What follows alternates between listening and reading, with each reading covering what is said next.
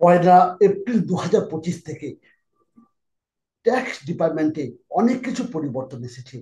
সেই income tax হতে পারে, জিএসটি হতে পারে, এছাড়াও বেশ কিছু পরিবর্তন এসেছে। সেই সমস্ত পরিবর্তনের দিকে না যদি আপনারা নজর দেন, তাহলে ভবিষ্যতে আপনাদের অনেক অসুবিধা হতে পারে। নমস্কার, আমি পুলক গাউনিয়া, ট্যাক্স কনসালট্যান্ট এবং ই টেন্ডার এক্সপার্ট। আজকের আমি আলোচনা করব আপনাদের সামনে পয়লা এপ্রিল 2025 থেকে আমাদের কর পরিকাঠামোতে অনেক কিছু পরিবর্তন এনেছে। সেই পরিবর্তনগুলো নিয়ে আমি একের পর এক আলোচনা করব। ভিডিওটাকে পুরোপুরি দেখতে থাকুন, না হলে কিন্তু আপনি অনেক কিছু মিস করে দিতে পারেন। সেই সঙ্গে একটি কথা বলে রাখতে ভুলে যাই, যদি এখন ট্যাক্স পয়েন্ট চ্যানেলটিকে সাবস্ক্রাইব করে না থাকেন, তাহলে অতি অবশ্যই ট্যাক্স পয়েন্ট চ্যানেলটিকে সাবস্ক্রাইব করুন এবং বেল আইকনটাকে বাজিয়ে রাখুন। আপনার এতে কোনো খরচ হয় না, কিন্তু আমাদেরকে নতুন নতুন ভিডিও তৈরি করতে অনেক উৎসাহ যোগায়। সব থেকে প্রথম যে বিষয়টি নিয়ে আলোচনা করব, সে হচ্ছে ইউপিআইতে। ইউপিআইতে অনেক অ্যাকাউন্ট আপনাদের বন্ধ করে দিচ্ছে। আপনারা যে সমস্ত ফোনপে কিংবা আদার্স গুগল পে কিংবা ইউপিআই তে আপনারা ট্রানজাকশন করে থাকেন, সেই ট্রানজাকশন করার ক্ষেত্রে আপনারা দেখতে পাবেন যে পয়লা এপ্রিল থেকে আপনাদের অনেক অ্যাকাউন্ট বন্ধ করে দেওয়া হচ্ছে। অর্থাৎ কোন অ্যাকাউন্টগুলো বন্ধ করা হচ্ছে? যে অ্যাকাউন্টগুলোতে দীর্ঘদিন ধরে কোনো ট্রানজাকশন হয়নি, অথচ আপনাদের ইউপিআইতে বা ফোনপেতে বা গুগল পেতে সেই সমস্ত অ্যাকাউন্টগুলো জয়েন রয়েছে, সেই সমস্ত অ্যাকাউন্টগুলোতে ইউপিআই ট্রানজাকশন বন্ধ করে দেওয়া হচ্ছে। আপনার ধরে নিন আপনার 5-6টা অ্যাকাউন্ট রয়েছে, সেখানে আপনার সবকটা অ্যাকাউন্ট কিন্তু আপনার ইউপিআই এর সঙ্গে অ্যাড করা রয়েছে, কিন্তু আপনি সমস্ত অ্যাকাউন্টে ট্রানজাকশন করেননি। সে সেভিংস অ্যাকাউন্ট হতে পারে, কারেন্ট অ্যাকাউন্ট হতে পারে। আপনি যখন ট্রানজাকশন করেননি, ট্রানজাকশন না করার ফলে আপনার যে ইউপিআই তে যে সমস্ত অ্যাকাউন্ট এতদিন ধরে চলছিল, সমস্ত অ্যাকাউন্ট কিন্তু এখন বন্ধ করে দেওয়া হলো। 1 এপ্রিল থেকে আপনাদের সেই সমস্ত অ্যাকাউন্ট কিন্তু রিজার্ভ ব্যাংকের গাইডলাইন অনুযায়ী বন্ধ করে দেওয়া হচ্ছে। তাহলে কিন্তু অতি অবশ্যই আপনারা দেখে নেবেন আপনাদের কোন কোন অ্যাকাউন্টে এখনো পর্যন্ত বন্ধ করে দেওয়া হচ্ছে, কিংবা সেগুলোকে ইউপিআই এর সঙ্গে অ্যাডজাস্ট করার জন্য কি কি উপায় রয়েছে। আপনারা কিন্তু ব্যাংকের সঙ্গে কথাবার্তা বলে আপনারা এটাকে ঠিক করে নেবেন। 2 নম্বরে আসে যাক, আপনাদের ইনকাম ট্যাক্সের আমূল পরিবর্তন হচ্ছে। 2025-26 অর্থবর্ষ, অর্থাৎ 1 এপ্রিল 2025 থেকে 31 মার্চ 2026 পর্যন্ত এখানে কিন্তু ইনকাম ট্যাক্সের আমূল পরিবর্তন হচ্ছে। আপনাদের 12,75,000 টাকা পর্যন্ত যদি আপনার ইনকাম হয়, তবে কিন্তু আপনার ট্যাক্স আপনাকে দিতে হচ্ছে না। আপনার যদি 12,75,000 টাকার বাইরে 1 টাকাও হয়, তাহলে কিন্তু আপনার ট্যাক্স কিন্তু চলে আসবে, অর্থাৎ আগের নিয়মে ট্যাক্স চলে আসবে। 12,75,000 টাকা পর্যন্ত আপনাকে ইনকাম ট্যাক্স দিতে হচ্ছে না, এটা কিন্তু পরিবর্তন। আমি এরপরে একটি পুরো ডেডিকেটেড ইনকাম ট্যাক্সের স্ল্যাবের উপরে বা ইনকাম ট্যাক্সের উপরে আমি ভিডিও আনতে চলেছি।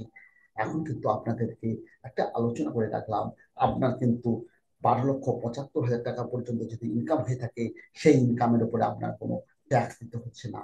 এতে কিন্তু মধ্যবিত্তদের বা মিডিওকারদের কিন্তু খুব সুবিধা হলো, কারণ এতদিন আমরা আমাদের যে কর পরিকাঠামো ছিল, তাতে কিন্তু আপনাদেরকে অনেক টাকা ট্যাক্স দিতে হতো। সেই টাকাটা কিন্তু আপনাদেরকে আর ট্যাক্স হিসাবে প্রদান করতে হচ্ছে না। অতি অবশ্যই সেটা কিন্তু আপনার নিউ কর পরিকাঠামোতে আসতে হবে। টিডিএস, টিডিএস এর ক্ষেত্রে কিন্তু অনেক কিছু পরিবর্তন হচ্ছে। আপনারা যে ব্যাংকিং ট্রানজাকশন, ব্যাংকে যে ফিক্সড ডিপোজিট কিংবা আদার্স আপনার রয়েছে, সেখান থেকে যে ইনকাম হতো এতদিন পর্যন্ত, যে টাকা 40,000 টাকা পর্যন্ত ধরা ছিল, 40,000 টাকার উপরে গেলে ট্যাক্স কাটতো, এখন কিন্তু বলছে ওটা 50,000 টাকা পর্যন্ত আপনার জেনারেল বা সর্বসাধারণের জন্য 50,000 টাকা পর্যন্ত আপনার ইন্টারেস্ট হলে আপনার কোনো ট্যাক্স লায়াবিলিটি নেই, বা ট্যাক্স দিতে হচ্ছে না, বা ট্যাক্স ডিডাক্ট করছে না। কিন্তু সিনিয়র সিটিজেনের ক্ষেত্রে ওইটা করা হয়েছে 1 লক্ষ টাকা পর্যন্ত। 1 লক্ষ টাকা পর্যন্ত যদি আপনাদের ইন্টারেস্ট আসে একটি ফাইন্যান্সিয়াল ইয়ারে, তবে কিন্তু কোনো টাকা ট্যাক্স ডিডাকশন করবে না। আপনাদের কাছে অনেক চিন্তা ছিল যে ব্যাংকে গেলে দেখতে পেতেন আপনাদের টিডিএস বা ট্যাক্স কেটে নিয়েছে, সেই সমস্যাটা কিন্তু অনেকটা সমাধান হতে চলেছে।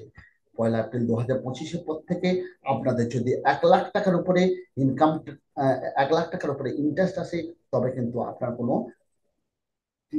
যে হারে টিডিএস কাটছে সেটা কাটবে। কিন্তু 1 লাখ টাকার নিচে আসলে সিনিয়র সিটিজেনের ক্ষেত্রে সেই ট্যাক্সের কিন্তু বা টিডিএস কাটছে না ব্যাংক বা কোনো ফাইন্যান্সিয়াল। পরবর্তীকালে আমি টিডিএস এর উপরে একটা নতুন ভিডিও আমি খুব শীঘ্রই আনতে চলেছি। কার কত টাকা পর্যন্ত টিডিএস রয়েছে, টিডিএস এর হার কি কি চেঞ্জ রয়েছে, সেক্ষেত্রে কিন্তু আমি পুরোপুরি ভিডিও আনছি। সেক্ষেত্রে একটা কথা বলে রাখি, যাদের কিন্তু হাউস রেন্ট ছিল এতদিন পর্যন্ত 2,40,000 টাকা পর্যন্ত হাউস রেন্ট থাকলে তার টিডিএস কাটা হতো, এখন কিন্তু সেটা 6 লাখ টাকা করা হয়েছে। 6 লাখ টাকা পর্যন্ত আপনার যদি হাউস রেন্ট হয়ে থাকে, তখন পর্যন্ত আপনার কোনো টিডিএস কাটবে না। এই টিডিএস এর উপরে পূর্ববর্তী একটা ভিডিও আমি আনতে চলেছি খুব শীঘ্রই। আপনার একাধিক এটিএম কার্ড রয়েছে এবং আপনি ধরলেন একটি ব্যাংকের এটিএম নিয়ে অন্য একটি ব্যাংকে আপনি ট্রানজাকশন বা লেনদেন করছেন বা টাকা তুলছেন, সেখানে সেক্ষেত্রে কিন্তু মিনিমাম ব্যালেন্স, মিনিমাম যে টাইপ রয়েছে, যে বছরে কিংবা মাসে যে 20 বার করে রয়েছে, তার থেকে বেশি যখন আপনি ট্রানজাকশন করবেন, তাহলে কিন্তু আপনার একটি টাকা কেটে নেওয়া হবে, সে 23 টাকা সামথিং কেটে নেওয়া হবে। তাহলে আপনাকে পার ট্রানজাকশনের উপরে কাটা হবে। আপনার একাধিক হচ্ছে এটিএম রয়েছে, আপনি কিন্তু ধরলাম পাঞ্জাব ন্যাশনাল ব্যাংকে এটিএম রয়েছে, আপনি এসবিআই তে এটিএম থেকে উইথড্র করছেন, তাহলে সে কিন্তু 20 বারের বেশি করবেন না।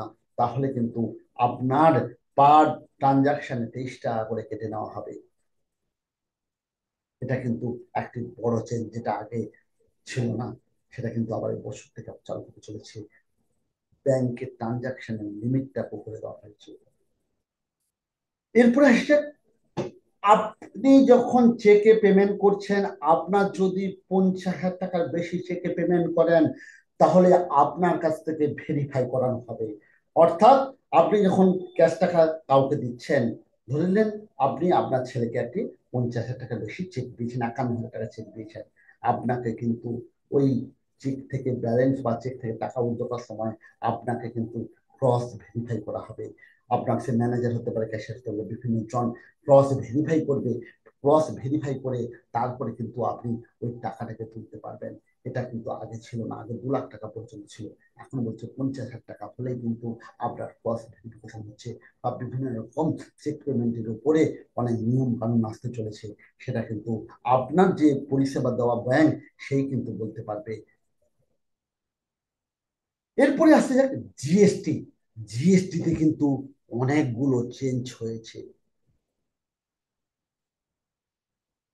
সব থেকে বড় চেঞ্জ হয়েছে সেটা হচ্ছে মাল্টি ফ্যাক্টর ট্রানজাকশন।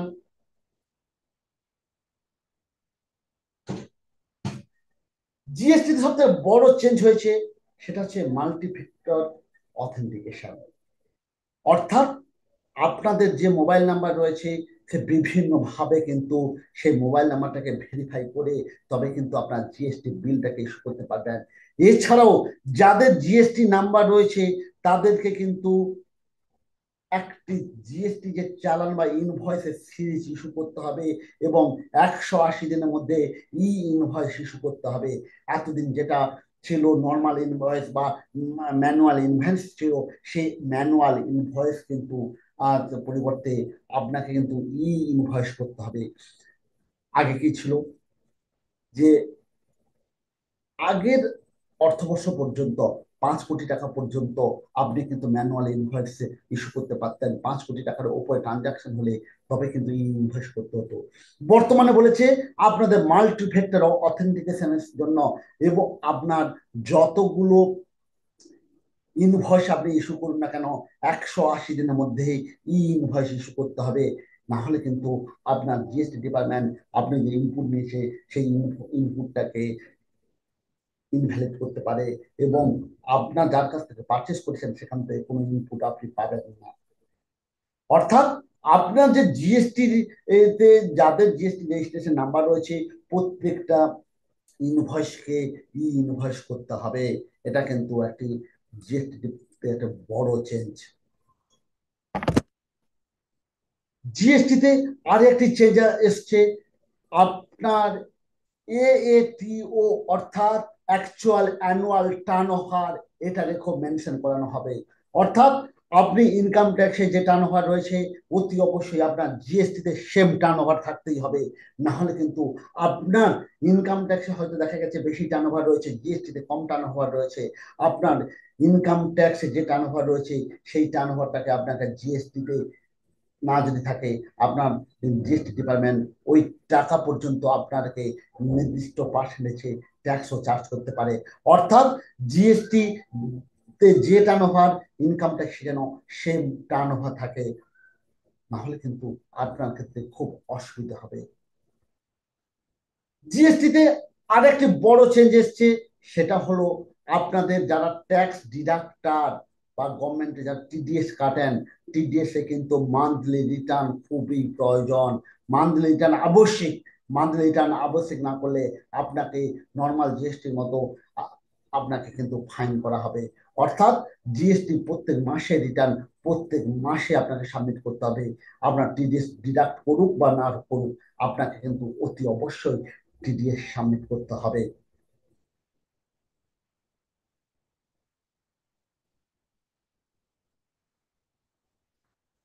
জিএসটি ক্ষেত্রে আইএসডি ইনপুট সার্ভিস প্রোভাইডার চালু হয়েছে। অর্থাৎ আপনার একাধিক জিএসটি নাম্বার না থাকলেও আছে, কিন্তু আপনি যখন একাধিক জিএসটি নাম্বার আছে সেখান থেকে কিন্তু একই প্যানের এগেনস্টে একাধিক জিএসটি নাম্বার থাকলে আপনার একটা একটা জিএসটি নাম্বার ওখান থেকে কিন্তু ইনপুট নিয়ে অন্যান্য জনকে ইনপুট সার্ভিস প্রোভাইড করা হবে এবং আইএসডি তে রেজিস্ট্রেশন করতে হবে। এটি কিন্তু একটি বড় চেঞ্জ। আরো বেশ কিছু চেঞ্জ এসছে, সেই চেঞ্জ গুলো নিয়ে আমি পরবর্তীকালে বা খুব শীঘ্রই একটি নতুন নতুন ভিডিও আনছি। জিএসটি ক্ষেত্রে কি চেঞ্জ রয়েছে, ইনকাম ট্যাক্সে কি চেঞ্জ রয়েছে, সমস্ত কিছু নিয়ে একটি নতুন ভিডিও আনছি। এতক্ষণ আমি আপনাদের সঙ্গে আলোচনা করলাম 1 এপ্রিল 2025 থেকে কি কি পরিবর্তন আসতে চলেছে।